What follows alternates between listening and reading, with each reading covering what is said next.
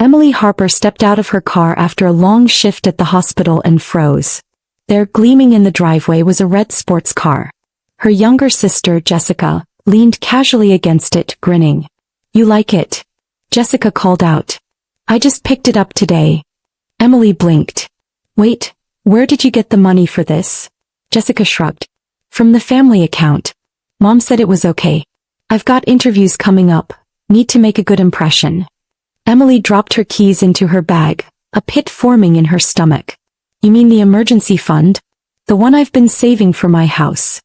Her mother, Carol, appeared at the door, wiping her hands on a dish towel. "Emily, don't be so dramatic. It's still a family fund." Jessica needed the boost. Emily stared at them.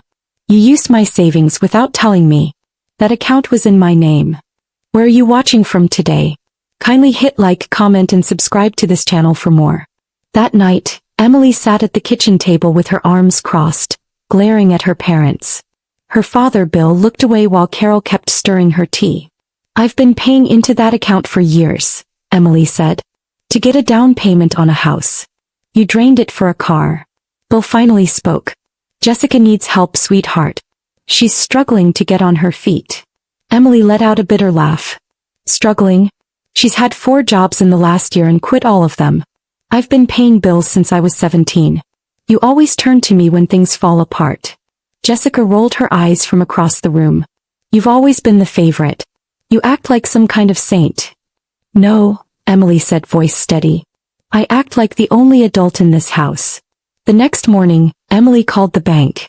"Hi, I'd like to close a credit card account under the name Bill Harper. It's linked to my emergency fund," she said. The representative confirmed her identity. "Are you sure? It's been active for 15 years. "I'm sure." Her mother burst into the room, phone in hand. "Emily, what are you doing?" "Cleaning up," Emily replied calmly. "I'm done letting you drain me." Jessica jumped off the couch.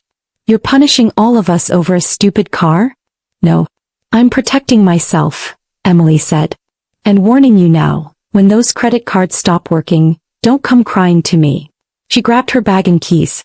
"I'm meeting Bryce. He told me this would happen." Later that evening, Emily sat across from her friend Bryce at a quiet bar. He slid his laptop across the table. "I pulled some records from the last 2 years. You've been getting hit with small automatic withdrawals, like $50 here, $80 there, from accounts tied to your family." Emily's eyes widened. "I thought those were old utilities. You're telling me they've been slowly draining me?" "Exactly," Bryce said. "And the worst part? Some of them were labeled tuition payments for a school you never attended." Emily closed her eyes. "Jessica's private school. I was told that was covered by scholarships." Bryce leaned in. "They've been using your money to pay her tuition all this time." Emily's phone buzzed. A text from her mother.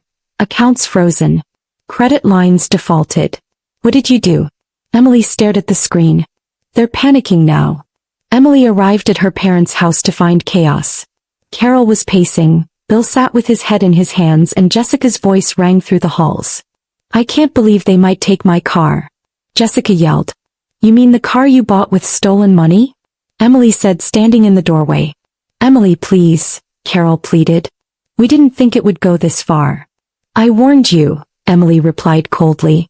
"I told you what would happen." Bill finally looked up. "We've had trouble since I retired. We were trying to stay afloat."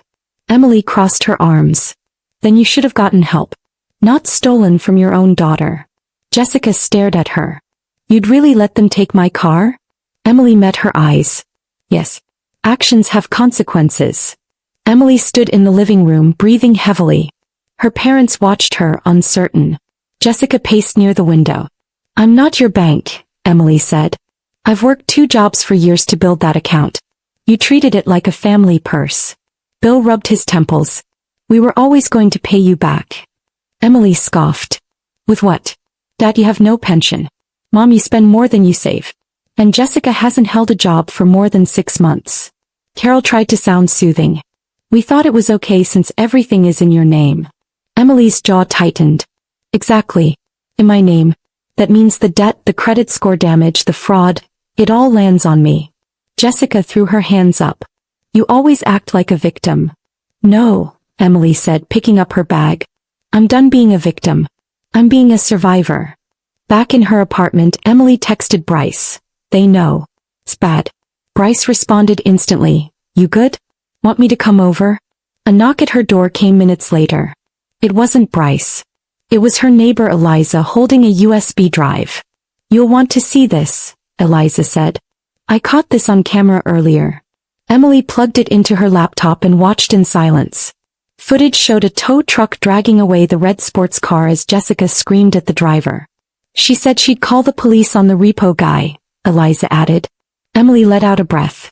And yet no one thought about calling the police when they were stealing from me. Eliza put a hand on her shoulder. They did this to the wrong woman. The next morning, Emily met Bryce at a cafe. He slid another document across the table. Your name's been forged on a car loan, he said quietly. Emily blinked. Wait, for Jessica's car? He nodded. You're listed as the guarantor. That means if she defaults, they come after you. Emily gripped the edge of the table. That's identity theft. Bryce nodded. We can take this to the police. But it's going to get ugly. I don't care, Emily said. They've crossed every line. Back at her apartment, a loud knock rattled the door. Eliza answered through the intercom. Who is it? A woman's voice replied, We're looking for Emily Harper. She's caused a lot of trouble. Emily looked at Eliza. Call the police. Now. A squad car arrived just as two men began banging on Emily's door again. Eliza and Emily stood back as a uniformed officer stepped between them. Back away from the door, the officer ordered. One of the men raised his hands. We were just trying to talk. The officer glanced at Emily. You want to file a harassment report? Emily nodded. Yes. And I want to press charges for identity theft. My family forged my name on a loan. The officer took down notes and assured her they'd follow up. Jessica's voice rang from the sidewalk. You didn't have to go this far. Emily stepped forward. You went too far when you forged my name. You brought this on yourself. The officer escorted the group away. Emily exhaled. It's finally starting to turn. Later that night, Emily, Bryce, and Eliza sat in her living room going through old banking statements. There's something else, Bryce said. This joint account, you forgot about it, right? Emily leaned in. Yeah. I set it up years ago then stopped using it. Bryce tapped the screen. Well, your parents didn't. Over $300,000 moved through it in small amounts. Tuition, credit card payments, personal shopping sprees. Most of it benefited Jessica. Emily covered her mouth. 300,000? And some payments match your parents' mortgage, Bryce added. Eliza muttered, they built their life on your back. Emily leaned back on the couch, stunned. And I didn't even see it. I thought I was just helping. Not anymore, Bryce said. Now it's time to fight. Emily stared blankly at the glowing laptop screen, her mind spinning. They used my money like it was theirs, she whispered. Bryce nodded. Every time you thought you were helping with something small, they were siphoning more. Eliza scrolled through the PDF. They even used your account for a vacation rental, 6 times. Emily's voice cracked. I worked double shifts, skipped vacations, packed lunch every day, and they were at beach houses? She grabbed her phone and typed a message to her parents. I know everything. Don't contact me again. Carol called immediately. Emily let it ring. Let them panic, Eliza said. I'm not angry anymore, Emily said. I'm just done. At midnight, Emily's phone buzzed. Her boss, Garrett, was calling. Emily, sorry to bother you so late, he said. But something strange came across my desk. Emily sat up. What is it? Your sister Jessica applied for a job here. She listed you as a reference, and claimed she has a finance degree from Cornell. Emily's stomach dropped. She doesn't. She barely passed high school math. Garrett sighed. I figured. I knew you wouldn't co-sign that. She forged everything, Emily said quietly. Well, I'm rejecting the application. But I thought you should know. Thank you, she whispered. And, thank you for trusting me. The next morning, Emily paced her apartment while Eliza brewed coffee. They used my money to pay for Jessica's private school all those years, Emily said. Told me it was a family emergency fund. Eliza frowned. You were a teenager when they started pulling from it, right? 16. I thought I was being responsible. I said I'd contribute to the household. Bryce added, they tricked you. They took advantage of your good intentions. Emily gripped her coffee mug. And the worst part? They made me feel guilty when I questioned anything. Eliza leaned over. Not anymore. This ends now. Emily's phone buzzed. A message from Carol popped up. Your father's in critical condition. If you have any heart left, come. Emily stared at the screen. They're using my dad's health as bait. Eliza took her phone. You don't even know if it's true. They did this last year, Emily said. They said he had chest pains.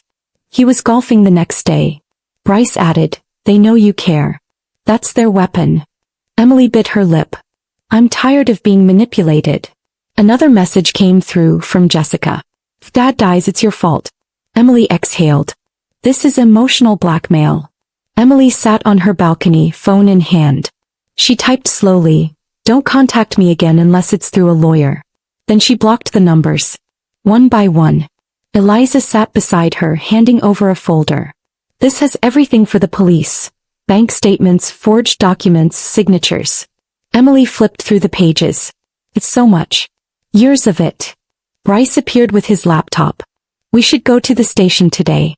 The longer we wait, the more they'll try to twist this. Emily nodded. I'm ready. No more family guilt. No more silence. You're not alone in this, Eliza said. Not anymore. At the station, Detective Rivera listened intently as Emily explained. My parents and sister used my name to open credit lines, forged my signature on a car loan, and drained over $300,000 from joint accounts I forgot I had. The detective raised his eyebrows. That's extensive. We'll need copies of all your evidence. Emily handed over the folder. It's all here. I'm prepared to press charges. He looked her in the eye. Once we start this, it won't be easy. You sure? Emily didn't blink. I've spent my life cleaning up their messes. Now I want justice. He nodded. Then let's get started. As the detective scanned the paperwork, Emily received another text from Jessica's number. You're disgusting. You ruined everything. Emily showed it to Rivera. This is harassment, he said. Would you like to include this in your complaint? Yes, Emily replied firmly. Every time they text me, it's a reminder they think I owe them. Rivera nodded. We'll build the case. Garrett, her boss, arrived at the station with additional files. More forged documents. She tried applying for multiple jobs under Emily's name. Rivera turned to Emily. You've got a serious case here. They're going down.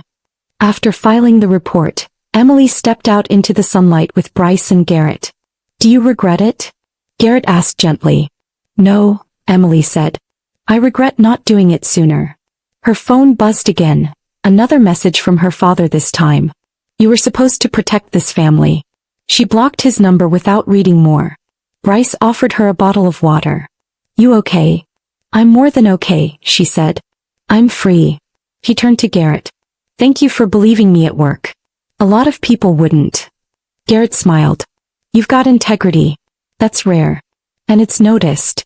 A week later, Emily walked past a newsstand and saw the headline, Daughter exposes family in identity theft scandal. Her parents had tried to discredit her in the media.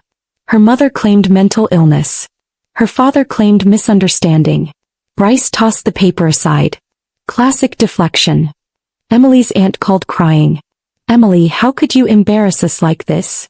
I didn't do this, Emily replied calmly. Your sister did. You're tearing the family apart. No, Emily said. I'm just no longer letting you tear me apart. The line went silent. Then ended. Detective Rivera met Emily at her office the next day. They've started a GoFundMe, he said, claiming you're lying and leaving them homeless. Eliza rolled her eyes. Of course they did. Rivera handed over screenshots. We're reporting it for fraud. Later that afternoon, Garrett approached Emily's desk. One more thing. Jessica tried using your name again.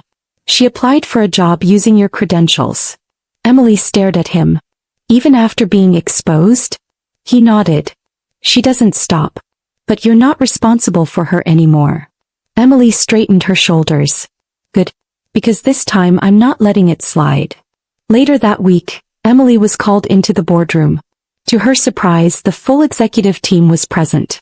"Emily," said Garrett, smiling, "we've reviewed your handling of this personal crisis, your performance and your integrity." Another board member added, "In light of your resilience and leadership, we'd like to offer you a promotion to senior financial analyst, with a significant raise." Emily was speechless. Thank you. I didn't expect this." "You've turned a disaster into a statement," Garrett said. "You lead by example." Emily nodded, moved. "This time I'm choosing the life I want." Emily received an email regarding her parents' upcoming plea deal. The court requested a victim impact statement. Her lawyer asked, "Would you consider writing a leniency letter?" "No," Emily replied. "They didn't show me mercy. I'll tell the truth." She spent the evening writing, every sacrifice, every betrayal. When she finished, Eliza read it aloud. "It's powerful," Eliza whispered. "It's honest," Emily said. "That's what matters." News broke that Emily's childhood home was going into foreclosure. "They stopped paying the mortgage when they thought I'd keep bailing them out," Emily told Bryce. He nodded. "They built a house on lies. It was bound to fall." Eliza joined them with mock champagne. "To your new house, then." Emily smiled. "And to no more secrets." On the day of sentencing, Emily sat quietly in court as her parents walked in, looking tired and subdued. Their lawyer announced, "My clients wish to plead guilty." Gasps filled the room. The judge asked, "Do you understand this waives your right to a trial?" Bill and Carol both nodded. The judge turned to Emily. "You may read your statement." She stood up, heart pounding. "I gave everything to this family," Emily began. "Money, trust, years of my life. And what I got in return was betrayal." She paused, scanning their faces. "You didn't just steal money, you stole peace of mind. You made me feel guilty for protecting myself." The judge listened quietly. "I'm not here to hate you," she added. "I'm here to end this cycle." She sat down. The room was silent. The judge spoke firmly. "For identity theft, fraud, and financial abuse, I sentence both defendants to 5 years in state prison. Parole may be considered after 3 years, contingent on full restitution." Bill spoke up. "We did it for her." Emily shook her head. "You did it to me." Jessica in the gallery shouted, "This is all your fault." The judge warned, "You'll have your day in court soon, Miss Harper." Outside the courtroom, reporters waited.